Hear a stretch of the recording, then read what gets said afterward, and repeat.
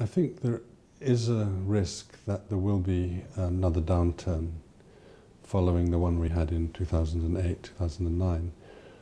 And the implications of that for trade are potentially a little more worrying than the implications for trade of the first one, because it turns out that trade policy held up rather well in the first Great Recession, what we call the Great Recession now.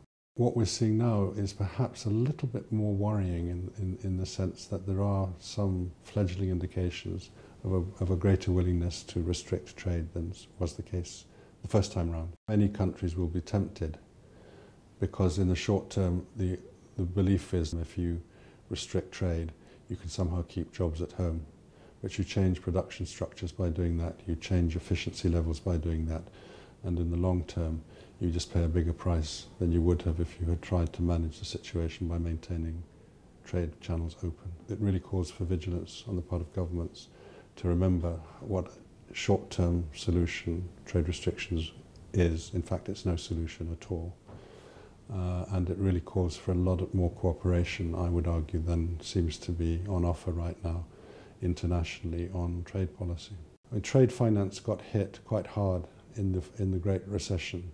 In the first instance, many traders, including in industrial countries, found it hard to get credit because the banks froze up and the money just wasn't circulating. That was rectified fairly quickly for many countries, but has remained something of a problem, either in terms of access to credit or in terms of the cost of credit for smaller traders in many places. And we didn't really get out of that problem. We never really fully solved that problem. And I think that the risk now is that it gets bad again if we face another financial crisis of any sort of magnitude, even comparable with the one we had before, that we will have faced this challenge. The problem with trade credit is that it kind of falls between stools. So the WTO has taken it upon itself.